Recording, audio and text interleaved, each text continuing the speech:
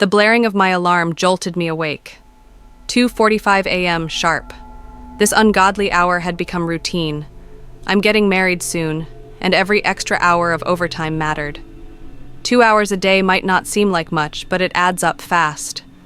I silenced the alarm and moved through my usual morning ritual, brushed my teeth, washed my hair, and slicked it back with gel. Everything felt ordinary until I stepped outside. That's when I saw it, the fog. Not the thin, fleeting mist you'd expect, but a dense, suffocating fog so thick I couldn't even see the edge of my backyard. It wasn't just fog. It was something out of Silent Hill. The dense fog made me uneasy. Visibility was practically non-existent. Still, it was 3 a.m., and I convinced myself it would be fine. I stepped outside and walked to my car, its silhouette barely visible through the mist. Sliding into the driver's seat, I started the engine. That's when it hit me, a strange, gnawing sensation like I was being watched. I froze for a moment, scanning the yard and the surrounding haze. Nothing, just the fog, thick and impenetrable. I shook it off, blaming the discomfort on my usual unease with the dark, and started on my way. The drive wasn't easy. I had to crawl along, straining to make out the faint lines on the road. Anything farther than a few feet ahead was swallowed by the fog. Luckily, most of the drive was along quiet side roads, with hardly any traffic to worry about. The Christmas lights and decorations lining the houses helped guide my way, like Rudolph leading a sleigh through the haze.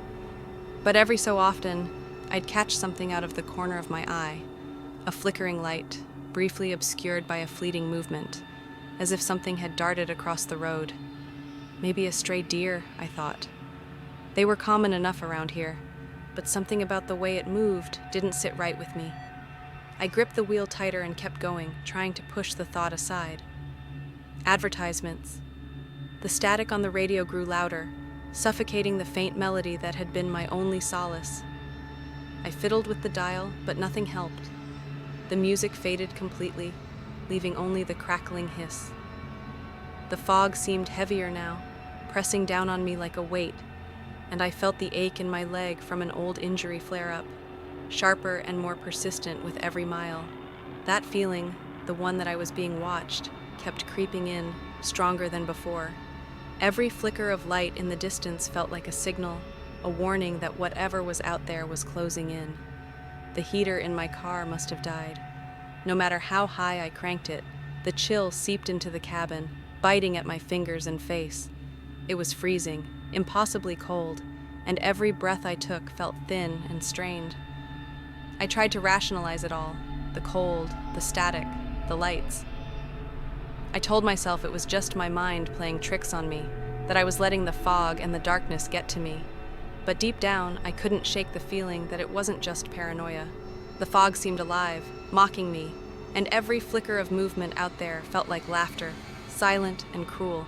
The static, the cold, the weight of the fog. It all felt like a message. It was coming for me, and there was no place I could run. Finally, as panic and claustrophobia began to take hold, I drove into a clear pocket of air where the fog suddenly disappeared. Living in a hilly area, I'd seen these pockets before, but never had they felt so welcoming. I stopped the car, but just before I opened the door, something slammed onto the roof of the car with a heavy, jarring thud. My breath caught in my throat as the noise echoed through the stillness. For a moment, I froze, gripping the steering wheel, heart pounding. A tree branch, I whispered to myself, though I knew there were no trees close enough to the road to hit the car. The difference in the air was startling. The pocket felt fresh, clean, free of the suffocating weight I'd been enduring. It wasn't as cold here, and for the first time in what felt like forever, I didn't feel trapped. Even the static on the radio had cleared, and music softly drifted from the speakers. I opened the door and stumbled out, dropping to my knees as I gasped for air.